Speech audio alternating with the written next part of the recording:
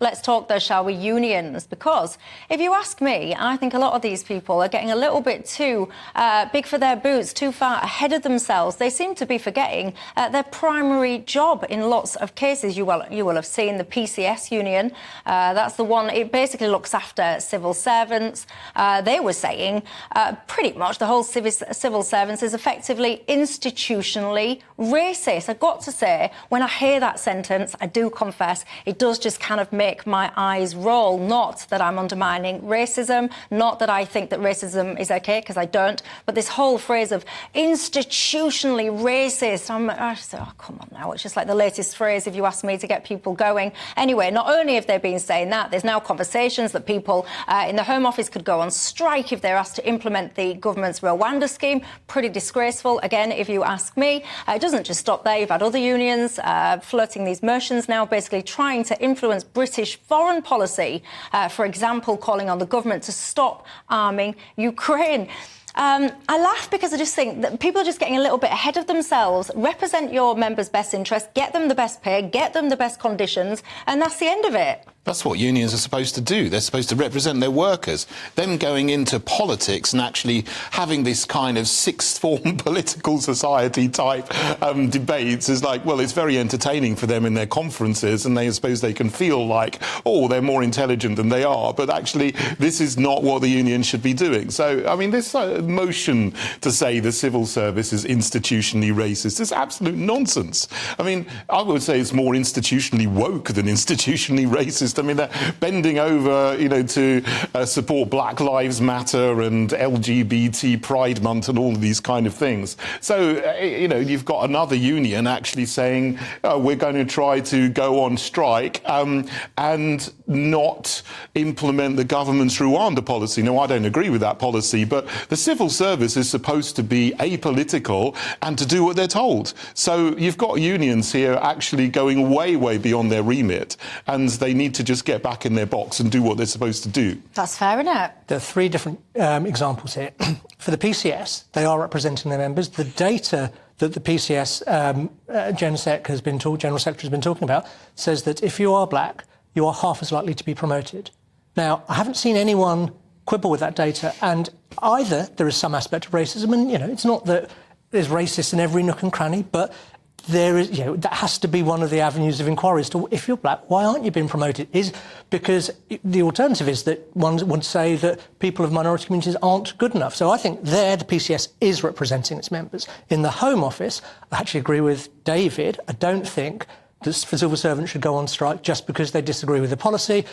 As long as it's legal under British law, and it is, and I despise that policy, but as long as it's legal under British law, they should fulfil their jobs. And as far as the... But that's not what they're literally saying the opposite. What they're saying is... Yeah, I think they're wrong. Yeah. I think they're totally wrong to do that. But you see, I would fire them. I would sit there and say, right, OK, your job is, this is our policy, your job is to enact that policy. Oh, yeah, but miss, I don't want to do that. You don't want to do your job, no problem, out you go, and I'll get someone else in that does. I think...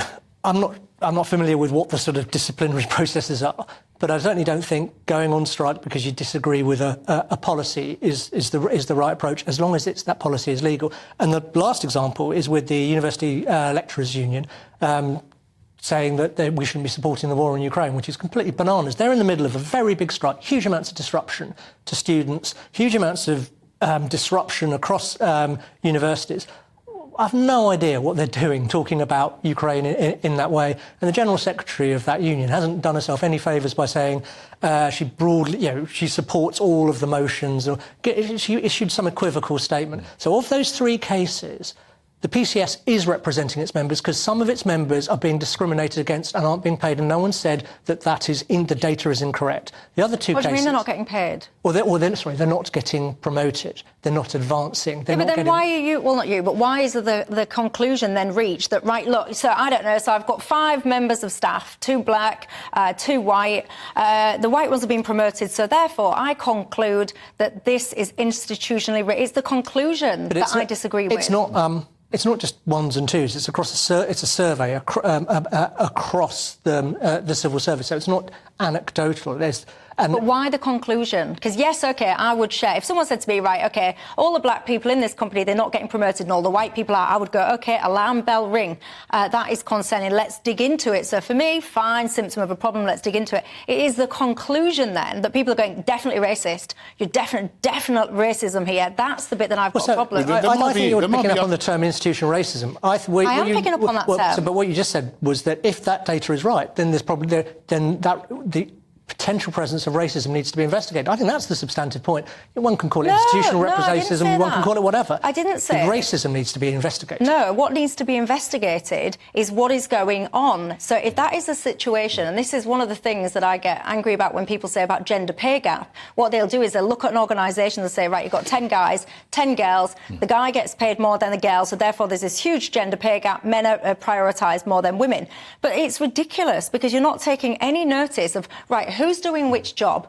Who are these individuals? Yeah, what are they doing? Who are they? What is going on? So I disagree with you. But I think the data that the PCS is talking about is normalised. It's not comparing an admin assistant to a permanent secretary. It's like for like, and it's a survey across the civil service. Now, I haven't got that data to hand, but no one has quibbled with this essential data that's driving the point. This story has come out today. I can't actually find the data, so I don't know the sample size of the data, whether it's large enough to be viable or whether it's just a very small sample size. I mean, the only thing I saw that it's over a 14-month period, but it doesn't tell you what positions they're going for, which levels of promotion. But there might be other very reasonable reasons for this. I mean, it might be that they're looking at the highest levels of promotion, and it might be that there are more people from one ethnic group coming out of universities that are more qualified to go into the very highest positions of the civil service, which is another issue. It might be just simply due to